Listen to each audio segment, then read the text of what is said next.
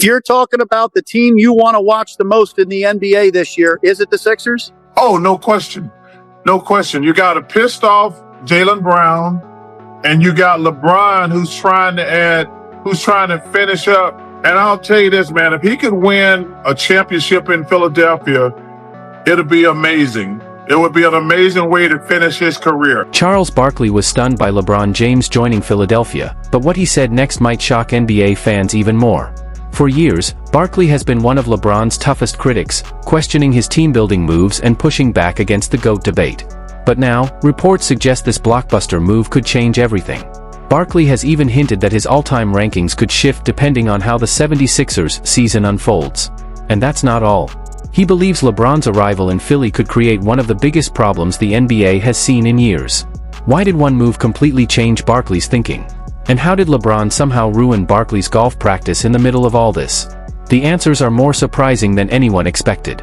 I literally hate LeBron so much today. I was supposed to play golf today. I play golf every day.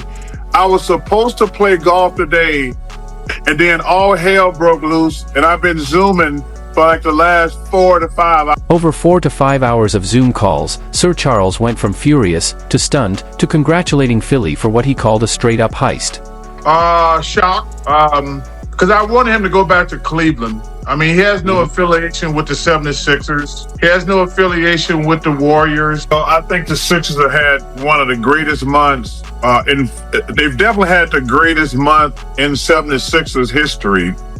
It's probably been arguably one of the greatest months in sports, in Philadelphia sports. Philadelphia went from exposed to terrifying in just months.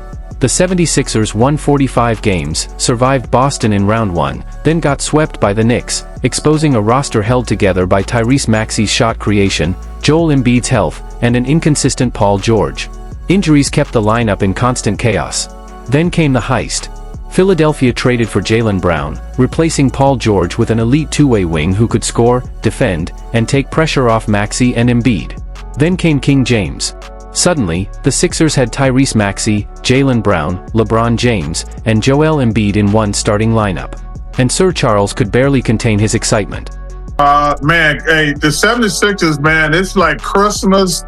It's Christmas around here between Jaylen Brown and LeBron. You guys have had a hell of a July, man. But Barkley wasn't done. After praising Philadelphia's loaded roster, he exposed the one problem talent couldn't fix. In Charles Barkley's eyes, the Sixers had the most talented team in the Eastern Conference, but talent alone might not be enough. But I do think the Sixers are the team to beat in the Eastern Conference right now. Even if Joel Embiid ain't healthy for the playoffs, and it's LeBron with Jaylen Brown, Tyrese Maxey, and VJ Edgecombe? He only has to be the fourth best player. This is what 41-year-old LeBron James brings to a team that hadn't won a title in decades. With Jaylen Brown, Philly was solid. With LeBron, Chuck believes they're now the favorites in the East. But Barkley warned that talent won't be enough. The real challenge? Sacrifice. LeBron, Brown, Tyrese Maxey, and Joel Embiid all need the ball, and somebody has to give something up. It's going to be very interesting. They got a tremendous amount of talent. They're probably going to be favored in the East. But, man, it's going to be a lot of sacrificing. Because, like I say, they all need the ball to be successful. It's going to have Pat Riley has a phrase called voluntary cooperation. That Pat Riley philosophy defines every successful NBA superteam. When LeBron James, Dwayne Wade, and Chris Bosh joined forces in Miami, they didn't dominate instantly. They had to sacrifice touches, define roles, and put winning above individual numbers. Golden State faced the same test when Kevin Durant joined Stephen Curry. Now Philadelphia faces it too. But according to Chuck, the biggest sacrifice may have to come from LeBron himself. Well, I think he's going to be more of a role player because, let's be honest, Maxey and Brown are better players at this stage of their career. So he's going to have to be a role player because Maxey and Brown are the two best players on the team.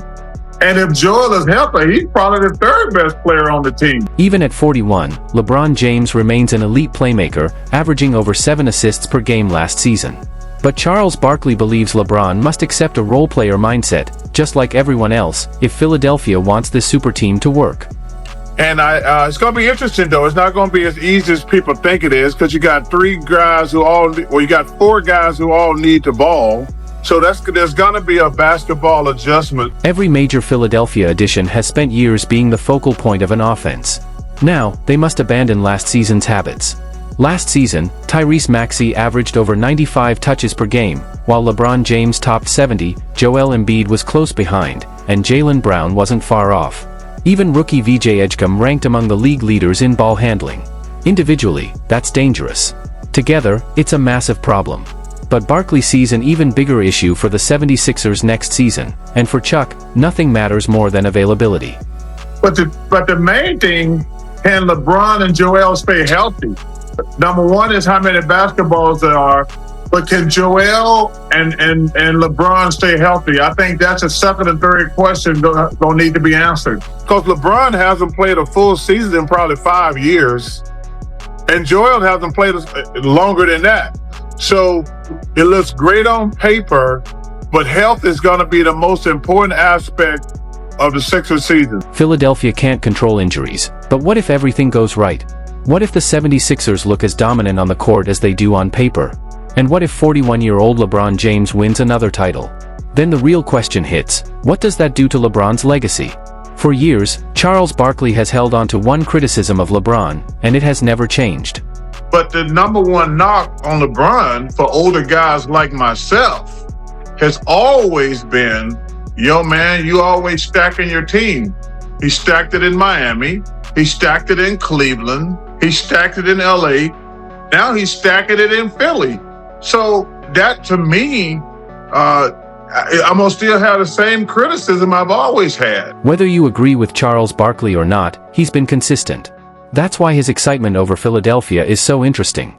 Barkley believes LeBron has a once-in-a-career opportunity. If the 76ers win the title, King James would become the first player to lead 4 different organizations to NBA championships. That would be historic, but Barkley still won't call LeBron the greatest he's ever seen. Not yet. And the line he drew next could change the entire GOAT debate. If he wins back-to-back championships and walk away this thing at 44-45, I'll say something I ain't never said before. I think I just saw the greatest basketball player ever. If LeBron James wins not 1, but 2 titles, back-to-back titles, he's the GOAT. I can live with that. This is Charles Barkley, who spent years pushing back against LeBron in the GOAT debate. Right now, Chuck ranks LeBron 3rd all time. But if LeBron wins 2 more championships, Barkley says he'd finally put him ahead of Michael Jordan. That makes Philadelphia's season bigger than a title chase. LeBron could accomplish something so historic that even one of his biggest critics would be forced to rewrite basketball history. And as Philly legend Allen Iverson said, definitely championship or bust, man. I mean, that's the added piece, you know what I mean, that we needed. Obviously, you put him on any team. To me, if Philadelphia actually gets this super team to work, they'll accomplish what the Clippers, Brooklyn Nets, and Houston Rockets couldn't since the Warriors dynasty. But the questions are brutal. Can 4 stars sacrifice enough? Can Joel Embiid and LeBron James stay healthy when it matters most? If they pull it off, this won't just be another championship, it could reshape LeBron's legacy and the NBA's super team era. So, what do you think? Can Philly really make history, or is this roster destined to implode under its own star power? Drop your take in the comments, and subscribe to Hoop Dose for more explosive NBA stories, debates, and controversy.